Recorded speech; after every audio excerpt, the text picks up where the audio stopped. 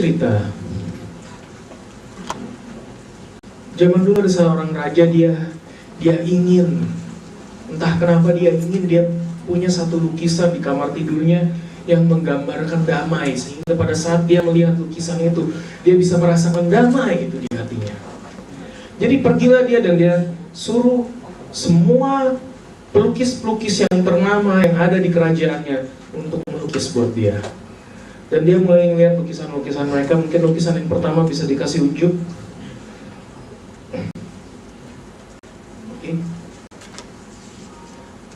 Belakang. Iya. Oke. Oh, lukisan pertama ngelot dulu. Jadi dia lihat lukisan pertama dan mati ya.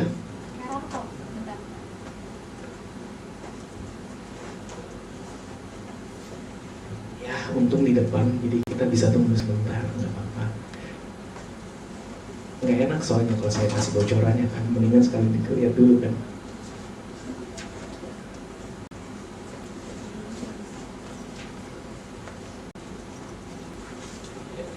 Oke, yang pertama. Lukisan yang pertama. Kesannya seperti ini. Sungguh realistis dan sungguh memberikan satu pemandangan yang simple tapi tenang. Percaya nggak ini lukisan? Ini lukisan loh. Yang kedua, dan kemudian rajanya jalan-jalan lagi dan dia lihat ada satu lukisan lagi. Keren sekali. Luar biasa sekali, wah. Dia bisa, pada saat dia melihat lukisan itu, dia seakan-akan bisa mendengar burung berkicau. Dia seakan-akan bisa melihat sinar matahari yang begitu indahnya. Dan dia bilang, wah, luar biasa. Saya sungguh merasakan damai pada saat saya melihat lukisan ini.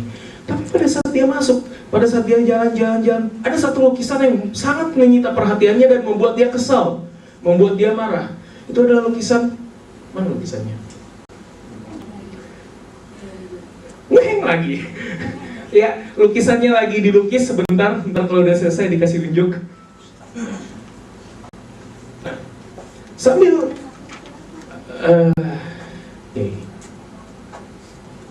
sambil kita tunggu ya.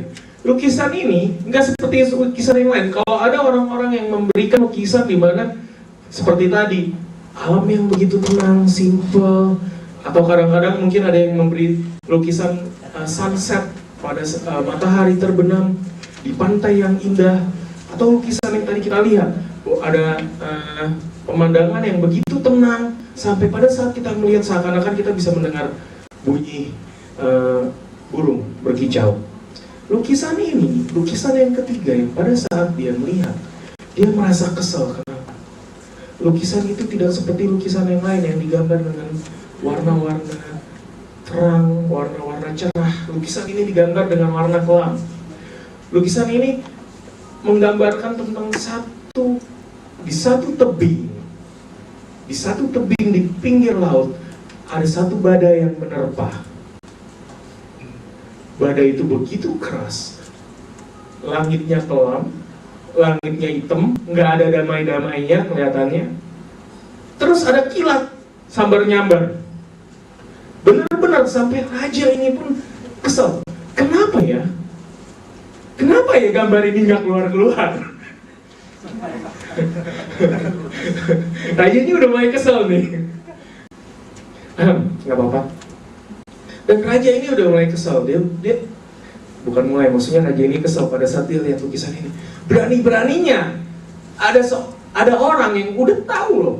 Saya suruh dia menggambar hal menggambar tentang kedamaian. Tetapi dia malah menggambar tentang badai yang bergelora. Udah keluar? Oh belum. Oke. Maaf. Sekali-sekali ngintip nggak apa-apa kan. Nah, tapi kemudian dia melihat ada sesuatu di balik, ada sesuatu dari lukisan itu. Poinnya nggak gede, lukisan yang dia lihat hanya sesuatu yang kecil, tapi pada saat dia melihat, dia baru menyadari apa maksud dari si pelukis ini. Niki, berapa lama lagi?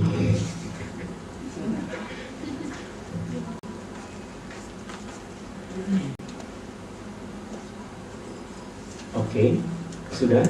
Belum?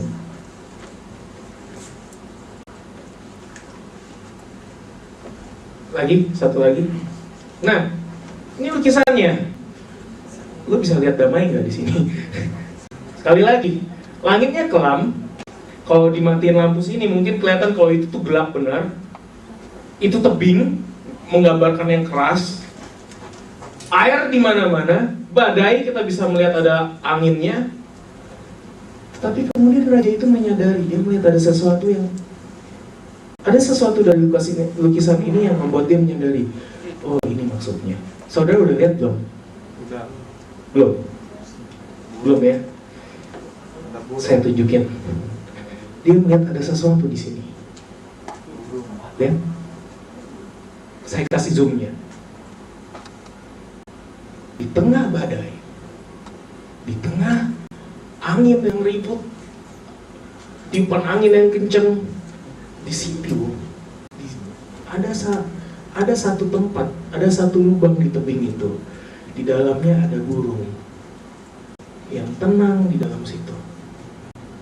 Sekalipun semuanya bergelora, sekalipun badai itu kencang sekali, lautnya bergelora, burung ini tenang. Bahkan pelukisnya bilang ke rajanya, tahu gak raja, bahwa burung ini masih berkicau, dia masih bisa bernyanyi di tengah badai. Itulah kedamaian yang sejati.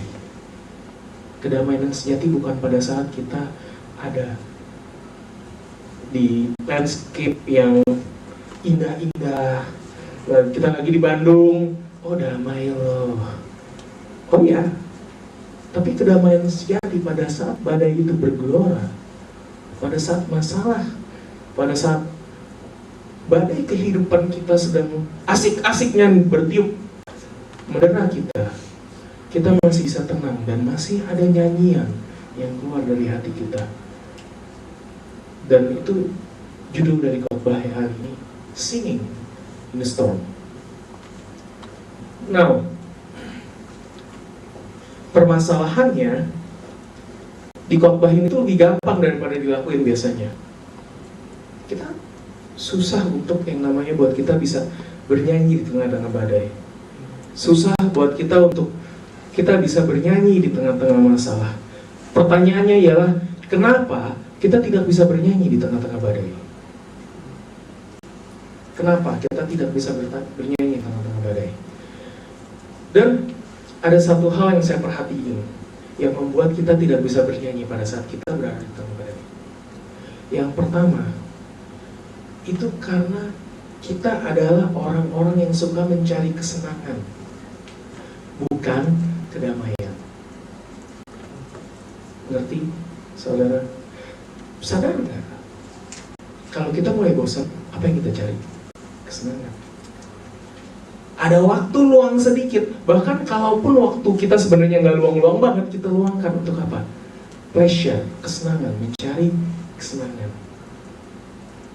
Tapi hal yang bisa membuat kita stay strong pada saat kita dalam masalah bukanlah kesenangan, saudara, tapi kedamaian. Saudara pernah ketemu orang saking kan dia mencari kesenangan, mobil saya baru tabrak loh hari ini, haleluya. Pernah ngeliat orang kayak gitu? Atau saya udah kena kanker loh hari ini. Enggak, saudara. Di dalam kesusahan nggak ada yang namanya kesenangan. Kita sering lupakan hal itu. Ngerti? Pada saat kita susah, tidak ada itu yang namanya pleasure. Apalagi kalau kesusahan itu sudah menghimpit kita. Nggak ada yang namanya pleasure. Saya tahu saya sedang berbicara dengan kebanyakan anak-anak muda bling di tempat ini, tapi saya tahu yang namanya kesusahan itu nggak kenal umur. Ya, yang namanya kesusahan itu nggak kenal umur, yang namanya masalah itu nggak kenal umur. Tapi kita lebih rentan karena kita adalah generasi yang punya begitu banyak energi, dan energi itu seringkali kita pakai untuk mencari kesenangan. Dan kesenangan itu bukan cuma sekedar kesenangan, tapi sadar nggak kita kalau kesenangan yang kita sering cari adalah kesenangan yang sifatnya distraction, pengalihan. Kita nonton film, selama 2 jam kita nonton film, kita lupakan hidup kita. Perhatian kita teralihkan dari hidup kita ke film itu. Dan yang lebih parahnya ialah banyak sekali anak-anak muda, bukan cuma anak muda, banyak orang-orang lebih mempercayai film daripada kehidupan nyata. Film itu cuma 2 jam saudara endingnya, happy ending 2 jam, selesai. Kehidupan kita go on. Dan itu yang sering anak-anak muda kita, yang sering kita cari, kesenangan. Dan kesenangan itu mengalihkan perhatian kita. Apakah kita tidak boleh bersenang-senang? Apakah kita tidak boleh mencari kesenangan? Boleh-boleh saja. Tapi yang jadi masalah ialah kalau hal itu mengalihkan kita dari hal yang lebih utama dalam kehidupan kita. Dan satu lagi, kenapa kita tidak bisa bernyanyi di tengah badai?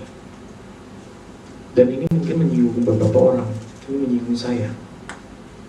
Kita pikir, kita tadi udah cari kesenangan, kita pikir Tuhan bertanggung jawab untuk membuat kita senang. Halo? Saya ulang. Kita pikir Tuhan bertanggung jawab untuk menyenangkan kita, untuk membuat kita senang. Oh, Tuhan loh. Tuhan kan bisa melakukan apa aja. Ya Tuhan jangan bikin saya susah dong buat saya senang. Pikiran kita kan seperti itu. Tapi kita pikir Tuhan bertanggung jawab buat kita ketawa setiap hari, buat kita senang setiap hari. Kadang kita berkata begini dalam hati kita loh. Udah bagus loh, saya mau percaya sama Tuhan. Udah bagus loh Tuhan, saya mau percaya sama kamu. Udah bagus, aku mau datang hari ini loh ke gereja. Udah bagus loh Tuhan. Untuk ini Tuhan, sebagai balasannya, Tuhan harus menyenangkan saya. Udah saya datang ke gereja, Tuhan harus kasih saya senang dong. Kalau saya nggak senang di gereja, kalau saya tidak mendapatkan kesenangan di gereja, saya mulai bertanya-tanya, gimana sih? Sorry. Sadar nggak sadar? Tanpa sadar, kita kadang punya pernyataan-pernyataan seperti itu di dalam hati kita.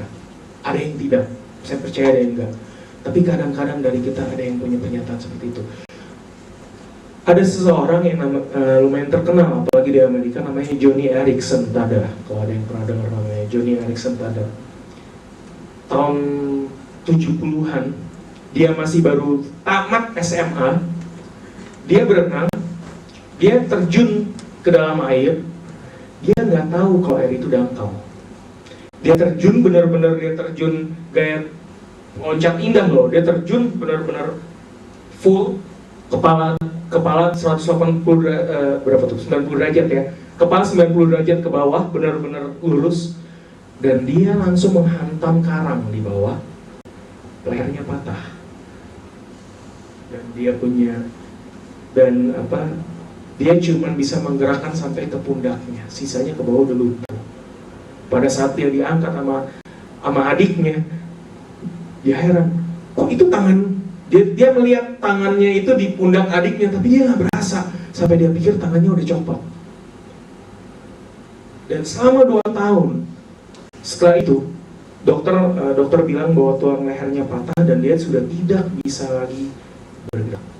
Dia cuma bisa menggerakkan leher ke atas, pundaknya juga. Cuma itu yang bisa digerakkan. 2 tahun pertama dia mengalami yang namanya depresi berat. Sampai dia berkali-kali pengen minta orang untuk membunuh dia. Karena dia udah gak bisa ngapa-ngapain, dia gak bisa bunuh diri. Dia bahkan sampai malam-malam dia bisa goyang-goyangin lehernya keras-keras. Siapa tahu patah, dia bilang. Siapa tahu patah dan kali ini mati. Tapi kemudian dia baru akhirnya dia mulai menemukan kekuatan dari Tuhan. Dan ada satu yang dia bilang,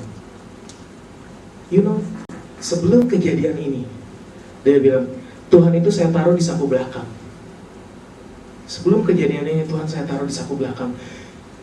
Seperti yang saya bilang tadi, saya merasa Tuhan itu berkewajiban menyenangkan saya. Saya merasa sudah bagus saya datang ke gereja, sudah bagus saya percaya kepada Tuhan, sudah bagus.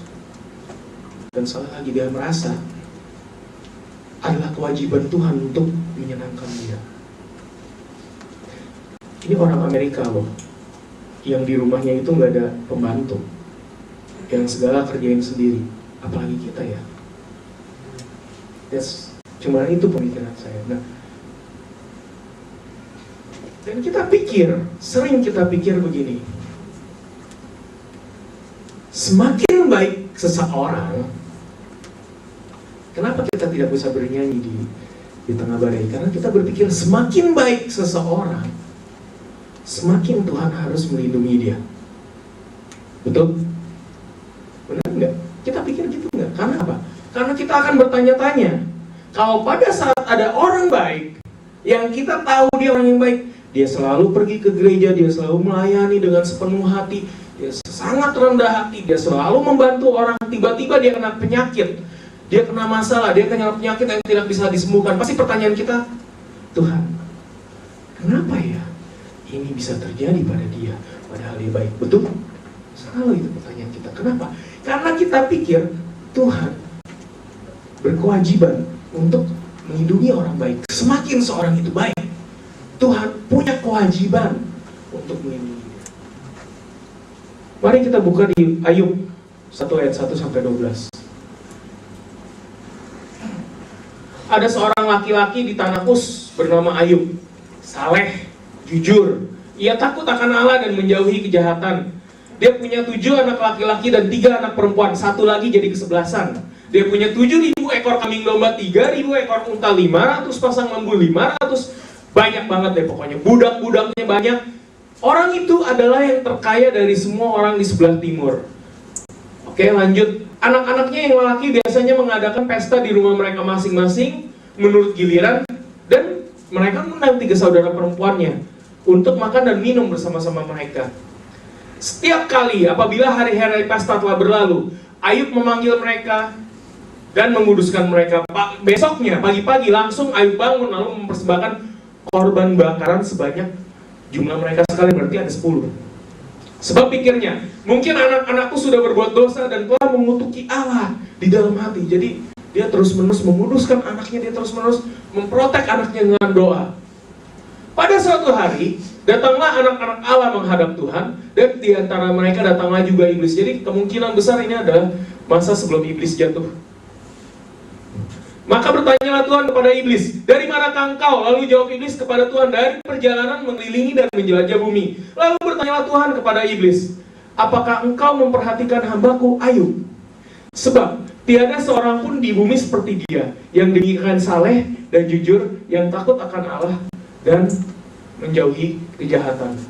Lalu jawab iblis kepada Tuhan, apakah dengan tidak mendapat apa-apa? Baik. Ayub takut akan Allah. Bukankah engkau, Tuhan, bukankah Tuhan yang membuat pagar di sekeliling Ayub dan rumahnya, serta segala yang dimilikinya, termasuk anaknya? Apa yang dikerjakannya telah kau berkati, dan apa yang dimilikinya makin bertambah di negeri itu. Jadi Tuhan kasih dia perlindungan dan Tuhan kasih dia berkat. Tetapi, nah iblis bilang begini nih, ulurkanlah tanganmu, tangan Tuhan kepada Ayub, dan jamahlah segala yang dipunyainya. Maksudnya dikacaukan, dirusak. Ia pasti mengutuki engkau di hadapanmu. Iblis bilang begitu. Tuhan bilang begini, firman Tuhan kepada iblis, nah, sudah, segala yang dipunyainya ada dalam kuasamu. Kuasa siapa? Iblis.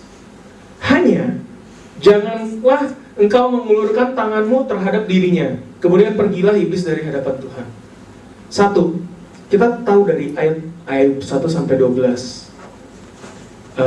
Ayub 1 ayat 1 sampai 12 ini. Tuhan memang memagari Ayub. Tuhan memang melindungi Ayub. Pertanyaannya, apakah itu kewajiban Tuhan? Tuhan bukan satpam. Kita nggak bayar apa-apa untuk dilindungi Tuhan. Kita nggak bisa bayar Tuhan. Halo, CEO manapun di dunia ini, nggak ada yang sekaya Tuhan. Kamu sebut satu orang, Donald Trump. Kamu panggil dia ke sini 1 jam. Kira-kira kamu harus bayar dia berapa? Berapa duit? Cuman buat ngobrol. Tuhan yang begitu kaya, dia melindungi Ayub. Kita harus ingat bahwa itu bukan kewajiban Tuhan.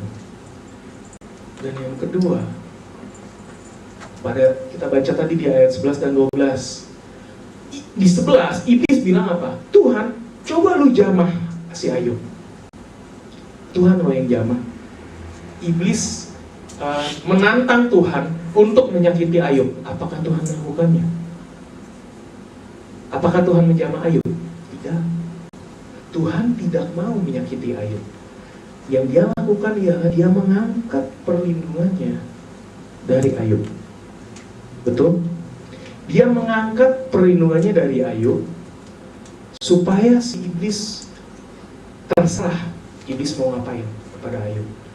Tapi Tuhan tetap masih bilang begini, janganlah, jadi perlindungannya tidak 100% diangkat dari Ayub.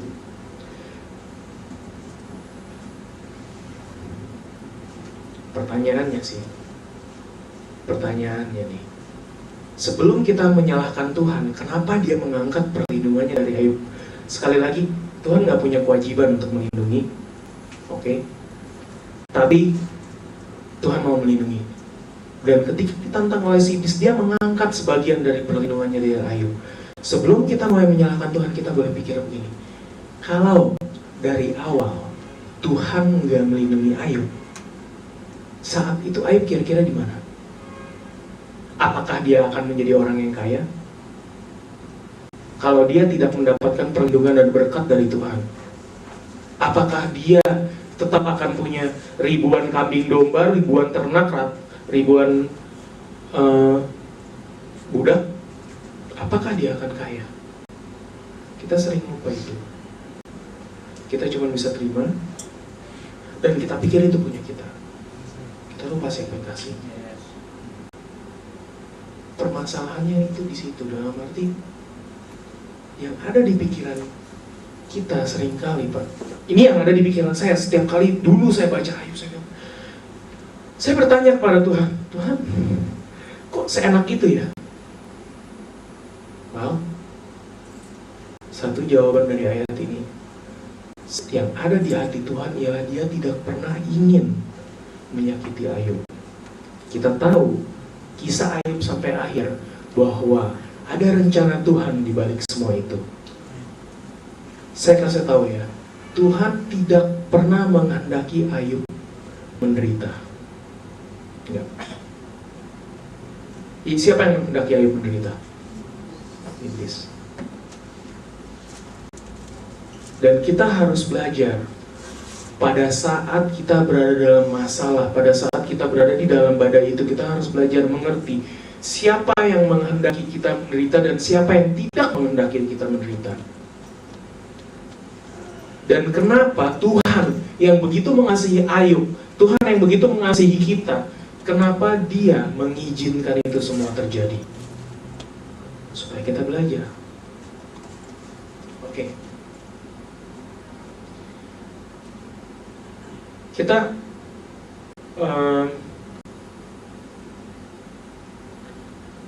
setelah kita tahu kenapa kita tidak bisa bernyanyi dalam badai. Tadi yang pertama karena kita merasa Tuhan punya kewajiban untuk menyerangkan kita. Kita loh bosnya, bukan Tuhan. Kitalah yang patut disenangkan. Kitalah yang patut dilindungi. Ini berhubungan dengan mindset. Satu-satunya alasan kenapa kita tidak bisa bernyanyi di tengah badai, karena itu. Karena kita nggak mood untuk bernyanyi, betul? Satu-satunya alasan kenapa kita tidak bisa mengucap syukur, kenapa kita tidak bisa menyanyikan pujian pada saat kita sedang dalam masalah.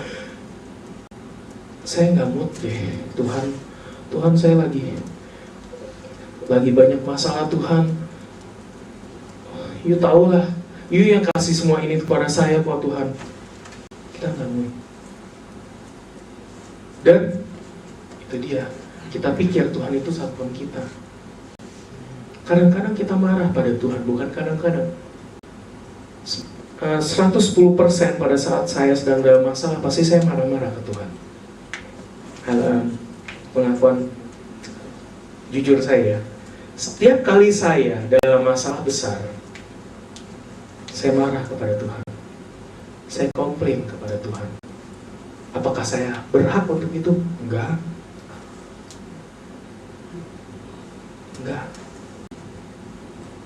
Dan pada saat saya komplain kepada Tuhan, bukankah itu percis seperti yang si iblis inginkan? Tuhan, angkat perlindunganmu. Tuhan jamah dia, Tuhan bikin dia susah, pasti dia akan marah-marah kepadamu, pasti dia akan mengutuki Tuhan. Setelah kita tahu kenapa kita tidak bisa bernyanyi di tengah badai, bagaimana caranya kita bernyanyi? Bagaimana caranya kita bisa tetap punya damai sejahtera itu di tengah kesusahan kita? Sekali lagi,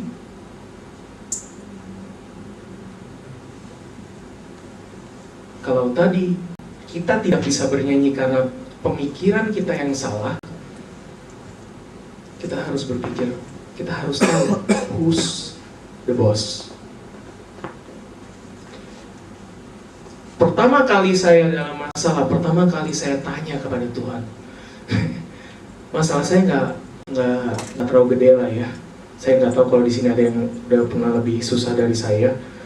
Saya cuman pernah, mungkin ada beberapa yang udah pernah dengar dari teman-teman. Kalau udah pernah dengar saya ngomong ya, dengerin aja lagi.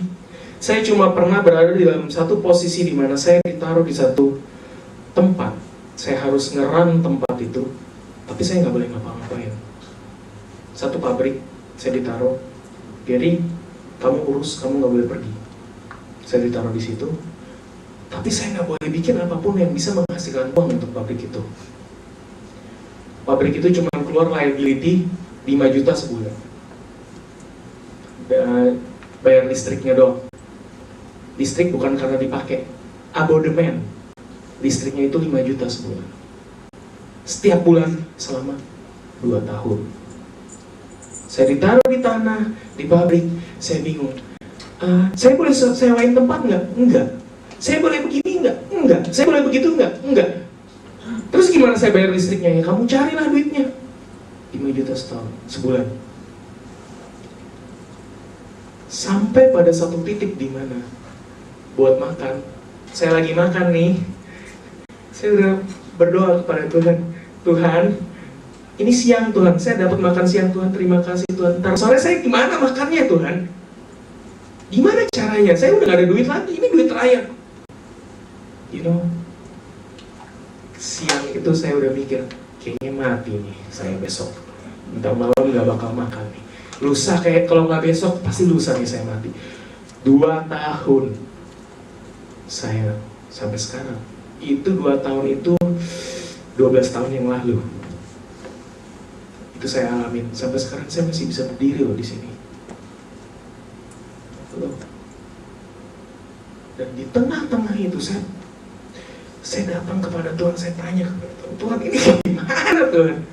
Tuhan, kenapa kamu lakukan ini semua Tuhan? Kamu kan Tuhan yang baik, kamu kan Tuhan yang berkuasa, tapi kenapa Tuhan melakukan semua ini? Sama seperti pada ayam, Tuhan gak datang eng-eng, tiba-tiba langit terbuka, jeger, kakinya turun gitu, terus dia bicara, Gary, enggak. Terus dia menjelaskan kepada saya bikin begini supaya kamu begini, begitu. Enggak, Tuhan gak jelasin. Tuhan cuma nanya begini. Tuhan cuma nanya begini ke saya. Oh ya udah. Sekarang saya tanya kamu, kalau sekarang kamu nggak percaya sama saya, kamu tetap bakal begini atau kamu akan menjadi lebih baik? Ngerti nggak? Kalau saya nggak pernah percaya sama Tuhan, apakah saya akan tetap mengalami kesusahan itu atau enggak? Saya cuma ngaku, iya Tuhan. Ini bukan masalah saya mengalami kesusahan, bukan masalah saya percaya sama Tuhan atau enggak. Saya pasti akan mengalami kesusahan ini. Either saya orang Kristen ataupun saya mengambil agama lain, pasti saya akan mengalami kesusahan ini. Baru Tuhan bilang, tapi kalau sekarang kamu punya aku, kata Tuhan, kamu percayakan hidupmu padaku, aku akan melindungi kamu. Dan sampai sekarang saya berdiri di sini. Sampai sekarang. Halo. Saya bingung, gimana caranya cari uang.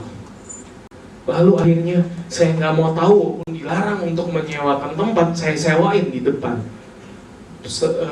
Satu petak saya sewain, 20 juta setahun. Ada orang datang tiba-tiba, bukannya saya iklanin kemana-mana, tiba-tiba ada orang datang, Pak, itu tempat di luar kan kosong tuh, mau nggak saya sewa 20 juta setahun? Boleh, saya bilang, ambil aja. Saya pikir, udah deh, yang penting diambil dulu, ntar kalau udah jadi kan nggak bisa di cancel, ya kan? Udah dia datang, enging besok dia bawa duitnya 20 juta cash, dikasih ke saya. Udah dia pulang. Lusa, saya tunggu dia. Ini orang kapan? 2 hari kemudian saya tunggu, sampai minggu depan, sampai bulan depan, sampai lewat 2 tahun. Itu orang nggak pernah datang lagi. Kalau itu bukan Tuhan yang ngatur, who is that? Dan Tuhan ngomong ke saya, well, can you see? Kamu bisa lihat nggak? Kesusahan tetap akan datang ke dalam kehidupan kamu. Entah kamu ikut aku atau enggak, tapi pada saat kamu ikut aku yang kasih makan, aku yang memelihara kamu. Oke? Sekali lagi, itu dia.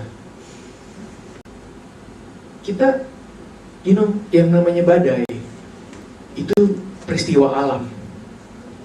Yang namanya, kalau contoh di Amerika ada badai Katrina yang paling besar waktu itu, yang sampai beritanya luar biasa kemana-mana. Badai itu nyerang satu daerah, semua diserang, nggak peduli dia anak Tuhan atau bukan. Saudara, Tuhan turunin hujan buat orang baik dan orang buruk. Badai itu enggak atau hujannya nggak kayak gini nih, hujannya turun nih di atas Monik, tapi di atas Karisa kering gitu. Cuman Monik doang ya, enggak, semua kena. Nah, kalau kayak gitu ada yang salah, betul. Enggak, betul. Yang namanya kesusahan, susah dan senang selalu menjadi bagian dari hidup. Pertanyaannya ialah apakah engkau akan menjalaninya sendiri atau engkau akan menjalaninya bersama Tuhan. Oke? Dan yang kedua, bagaimana kita bisa bernyanyi di dalam badai. Ada satu video yang di belakang, ada satu video singkat. Saya ingin kita nonton sebentar. Sorry ya kalau agak lama ya. Ini ada video. Kita tonton dulu. Lampu yang lain bisa. This week's People magazine profiles a California teenager who does some remarkable things despite his disability. This is something you just might have to see to believe. CBS News correspondent Jadi ini ada seorang anak remaja In a pillow fight, 14-year-old Ben Underwood can deliver a dead-on shot. Dia lempar When a video game bantalnya showing his akurat, dia fingers bisa main fly. video game. On Dan his dia bisa skates, naik he's skateboard, fearless. For most teenagers, it's nothing remarkable. rollerblade. But Ada Ben mobil. Underwood is blind. Tapi dia buta total. Matanya udah nggak ada. Hear the clicks? That's how he finds his way around. To walk down the street with Ben is to be amazed at what he can see with his ears. Well, there's a fire hydrant on the side and a car on this side. Like, that's a trash can or that? Hold on, let me see. Dia buta, tapi dia bisa bilang, kayaknya ini ada tempat sampah di That's a sini. trash can. Yeah, that's a trash can. Ben was just 2 years old when cancer claimed his eyes. Both were surgically removed. Umur 2 And he tahun, woke up matanya from that diangkat. surgery and Dad said, Mom, I can't see anymore, I can't see anymore. And I said, you can't use your eyes, but you got your nose and your ears and your mouth. From that day on, Ben has used his hearing, his touch, his sense of smell to conquer a world of darkness. It's sometimes hard to believe how good Ben is. Just watch the way he deftly steps around a fallen trash can. I don't know how you do that. Dia bisa tahu ada His master tempat sampah di echolocation. situ. It's the same way dolphins get around, bouncing sound waves to figure out where they are. On a trip to SeaWorld a few weeks ago, Ben found that he and the dolphins shared an amazing talent. All right. Out of the water, it becomes easy to forget that Ben is blind. Ha ha! How's luck? How else to justify my pleasure when I put a couple of goals past him? You thought you're so good. I am good. He is indeed. Ben beat me 5-2. Dia main itu dan dia melawan orang Playing video yang games punya with his mata, dia brother menang Isaiah 5-2. in the assault of noise, Ben can figure out everything that's happening just by listening. How can you even separate the sound? Because they got different voices. Nobody is going to tell him that there is an impossibility for him because there are none. This mom will be teaching a course on, how do you raise a kid who can't see well. Dr. James Rubin says Aquanetta has done exactly the right thing with Ben, never being overprotective, never putting limits on him. I think the real story here is not his talents, but his attitude. And I think attitude is what it's really about. We have to give our kids confidence. We give them pride. Empower him with who he is and be proud of who you are no matter what. You can see where Ben gets his extraordinary self-confidence. There's nothing that you can do. I can't do better. And that's the attitude. You know what I'm saying? That's what I want to give him. Watching him in action, it seems clear that Ben really can do anything. For the early show, John Blackstone, CB. Ya, lampunya boleh dinyalain lagi. Dokternya tadi bilang, masalahnya bukan talentanya di sini. The real story, kisah yang sesungguhnya itu bukan dari talentanya dia, tapi dari attitude-nya. Yang bisa bikin kita menyanyi di tengah badai, ialah attitude kita. Attitude kita basis sikap itu, kita memilih kita mau melakukan apa. Pada saat kita dalam kesusahan, kayak Ben tadi, dia bisa pada saat dia pun pada dia berumur 2 tahun matanya diangkat, dia punya 2 pilihan. Dia bersikap ini, ya udahlah benar loh, saya buta, saya nggak bisa apa-apa. Atau seperti mamanya bilang, oke, mata kamu diangkat tapi kamu masih punya hidung, kamu masih punya kuping, kamu masih punya segala hal, kamu masih bisa melakukan apapun. Attitude. Bukan keadaan kita yang menentukan sikap kita, bukan keadaan kita yang menentukan attitude kita, tapi attitude kita yang menentukan di mana kita berada, di mana keadaan kita. Bagaimana caranya kita bernyanyi di tengah badai? Yang saya tahu di dalam Alkitab, orang-orang di dalam Alkitab melakukannya karena mereka masih punya nyanyian itu di dalam hati mereka, melodi itu masih bermain di dalam hati mereka. Sekalipun mereka punya kesusahan, sekalipun mereka berada dalam keadaan terdesak sekalipun, mereka masih punya nyanyian itu di dalam hati mereka. Kita bisa baca di Kisah Para Rasul 16 ayat 23-25. Mengingat waktu yang sangat singkat, jadi saya persingkat ini. Waktunya udah mau habis ya. Kisah Rasul 16 ayat 23-25, kita tahu cerita ini. Rasul Paulus, dia ditangkap di Filipi. Dia ditangkap berkali-kali, dia didera itu disiksa. Zaman itu siksaan itu kalau nggak dipecut, dipukul pakai tongkat, caning namanya kalau di Malaysia, itu sampai dagingnya pecah-pecah. Itu loh. Jadi mereka itu kalau dipukul itu bukan kayak kita mukul anak kecil pakai rotan gitu, pakai rotan yang kecil terus toh yang penting sakit. Enggak. 15 kali pukulan cukup untuk bikin orang nggak bisa duduk. Cukup untuk bikin dia punya pantat itu hitam-hitam, pembuluh darahnya pecah di bawah. Seperti itu. Itu hukuman zaman sekarang. Hukuman zaman dulu itu lebih kejam. Jadi berkali-kali Rasul Paulus disiksa sebelum mereka dilemparkan ke dalam penjara. Mereka ini Paulus dan Silas. Dan kepala penjara diperintahkan untuk menjaga mereka dengan sungguh-sungguh. Jadi pertama mereka disiksa dulu, mungkin mereka dipecut. Intinya mereka masuk itu Kalau ayat sebelumnya itu ngomong mereka ditelanjangin dulu baru disiksa. Supaya apa ya? Supaya pakaiannya juga nggak. Nah, setelah itu sesuai dengan perintah itu kepala penjara memasukkan mereka ke ruang penjara yang paling tengah. Ruang penjara yang paling tengah, paling dalam, paling nggak bisa kabur. Dan membelenggu kaki mereka dalam pasungan yang kuat. Jadi kakinya itu dibelenggu dalam pasung. Kamu tahu pasung itu apa? Pasung itu jadi kamu nggak bisa bergerak. Kamu dikasih semacam balok, kaki kamu dimasukin di tengah-tengahnya terus dirantai.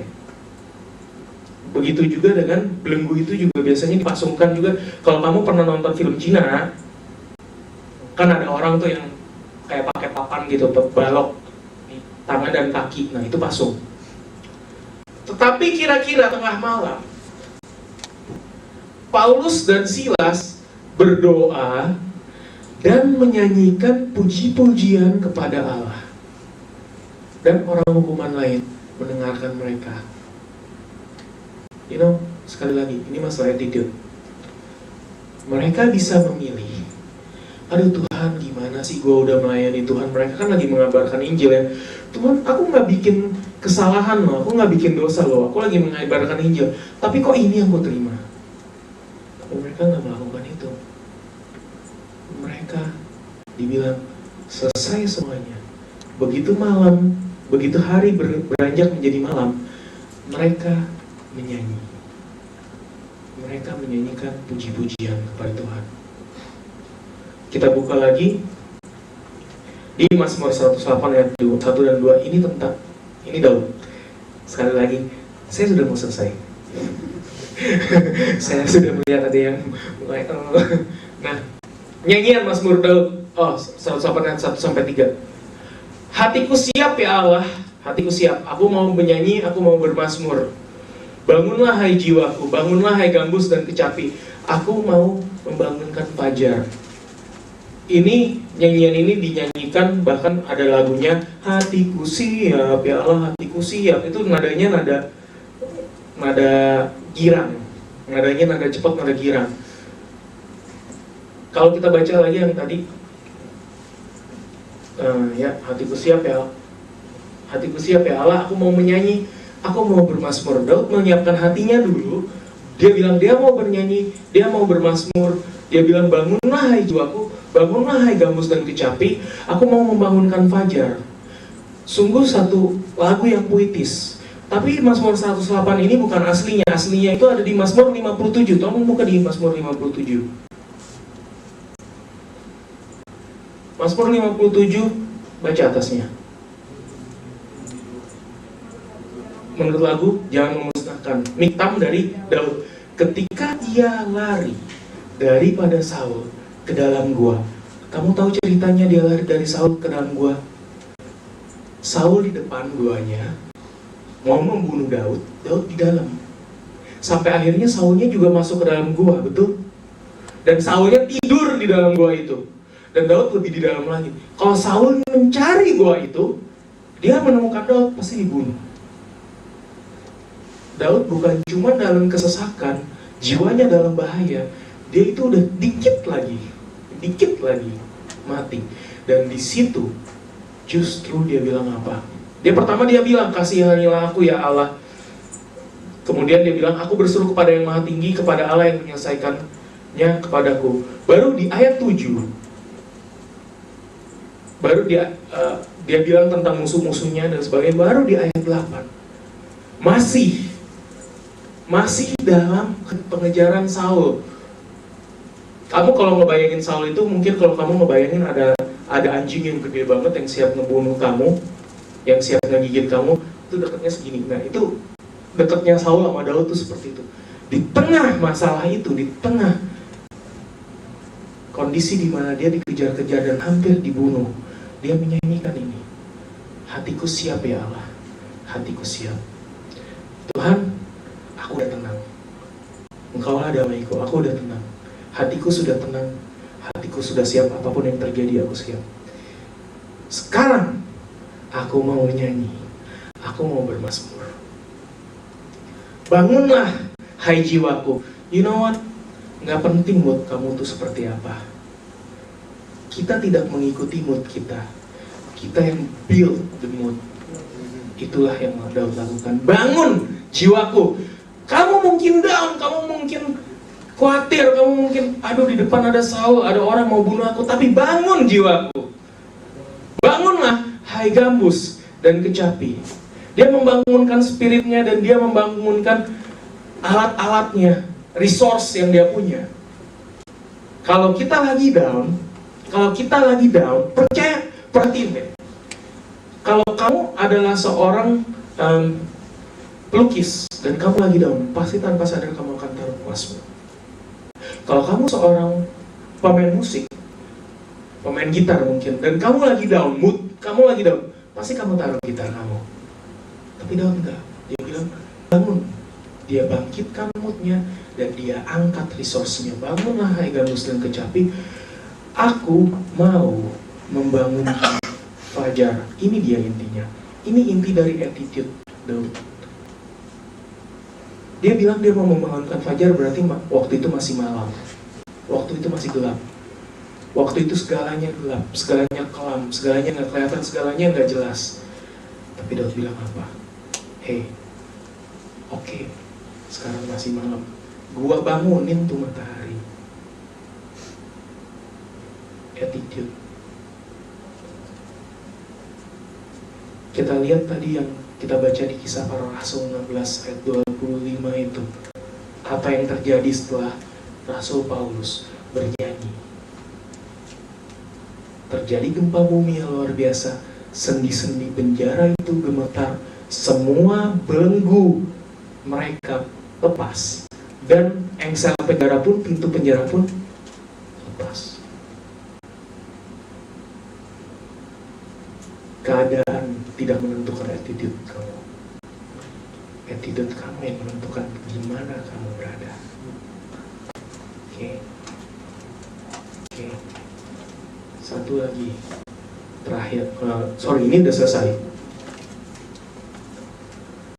Mereka bisa lakukan itu karena mereka menjaga melody of their heart.